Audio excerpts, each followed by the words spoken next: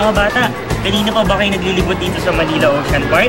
Opo, Kuya Ross. Sobrang dami na nga pong fish yung nakita namin eh. Pwede ba kayo magbigay kung ano yung mga isda na nakita nyo? Mga pating, ang dami! Ayan na sa likod mo. Oo nga. Pero ating aalamin kung ano ang mga nagustuhan ng mga bata dito sa Manila Ocean Park.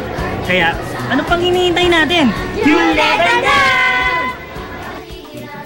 Nakarating ang Cubes Barkada sa Manila Ocean Park upang alamin kung anong exciting activity dito ang nakapagpapasaya sa mga bata.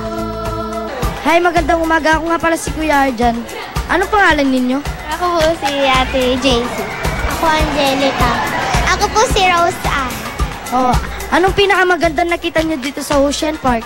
Yung electric fish po. Electric fish. Mga shark. Matanong ko lang, anong parte ng Ocean Park ang pinaka-nagustuhan mo? Yung nandun na kami sa loob ng aquarium. Kasi lahat ng kinds ng fish nakita ko na doon. Ah, sige. Thank you. Nakapaglibot na ba kayo sa Manila Ocean Park? Opo. Anong interesadong parte ng Manila Ocean Park ang nagustuhan nyo? Yung buhay karagatan po. Bakit? Kasi po para po ang totoong nasa dagat. Napakaganda po. Salamat! Pwede ba kitang matanong kung anong parte ng Ocean Park ang pinaka-nagustuhan mo? Mga isda.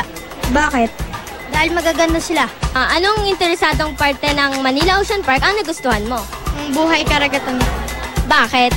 Dahil nakakita ko doon ng maraming isda na magaganda at parang nasa karagatan na rin ako. Salamat! Oo nga. Kaya isang interesting day ang araw na to para sa amin. Kaya kayong mga bata, bisitahin nyo na ang Manila Ocean Park. Marami kayong matututunan dito. What's on top of your kids' A-list? Ako po si Kuya Ross. I'm Kate! I'm Marty! I'm Arjun! Find out only here on QS!